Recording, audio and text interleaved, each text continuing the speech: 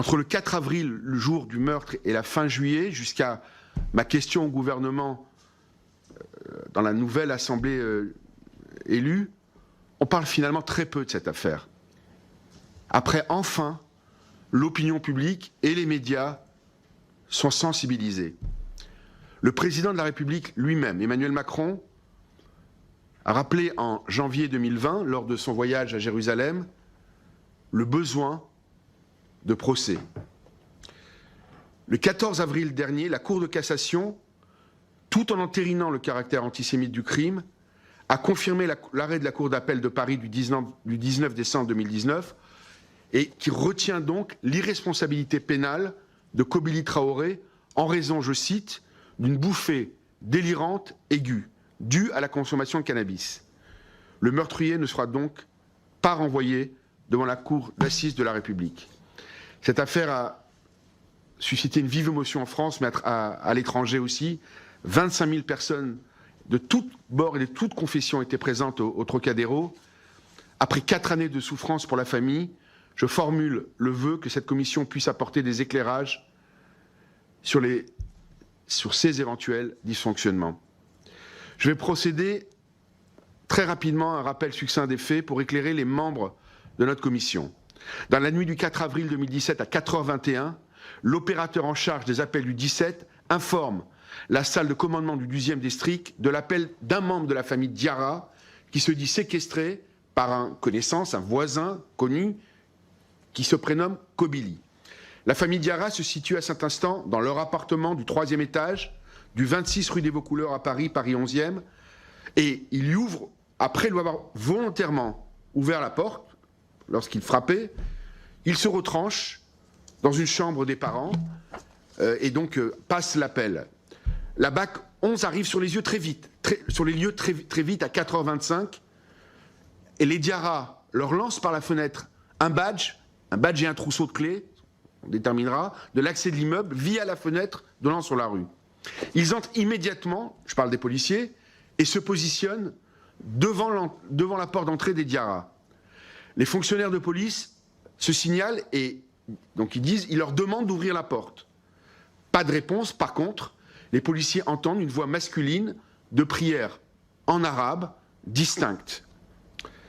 Puis à 4h30, la BAC confirme à la salle de commandement qu'il y a une possible séquestration en cours.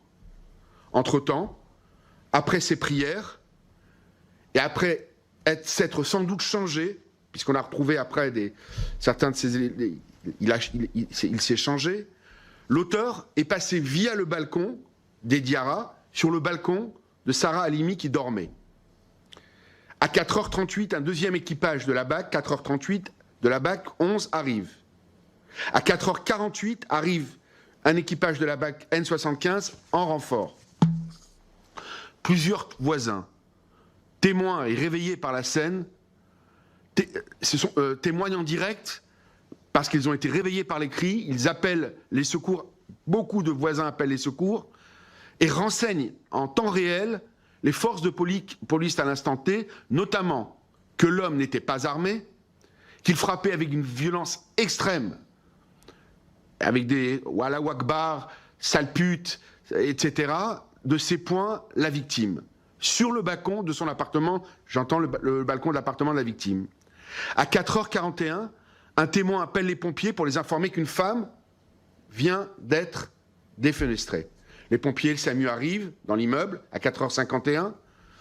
Kobili Traoré sera interpellé sans la moindre résistance par la colonne d'assaut de la BAC N75, arrivée entre 4h52 et 4h53, mais il sera interpellé à 5h35 du matin, chez les Diarra. Après qu'en sortant du balcon, il dit « je rentre chez moi ». Il se met chez les Diarra. Kobili Traoré arrive au commissariat à 7h. Il est dans un premier temps très calme.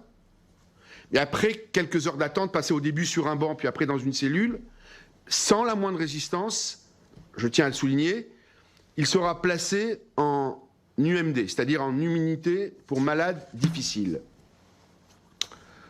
Lucie Attal, le docteur Lucie Attal, connu aussi sous son nom de mariage Sarah Halimi, sera rapidement identifiée comme la victime.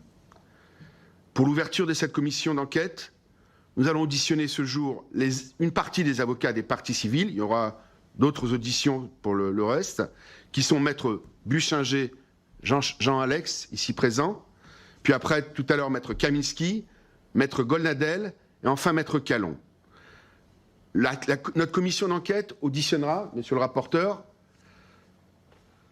dans les semaines et les mois qui viennent, les familles des victimes, les fonctionnaires de police, toute la chaîne de commandement, les témoins directs, les voisins, les magistrats du siège et du parquet, l'auteur des faits et ses amis, les ministres concernés, les autorités religieuses. On sait qu'il a fréquenté la mosquée la veille encore, il était longuement à une mosquée salafiste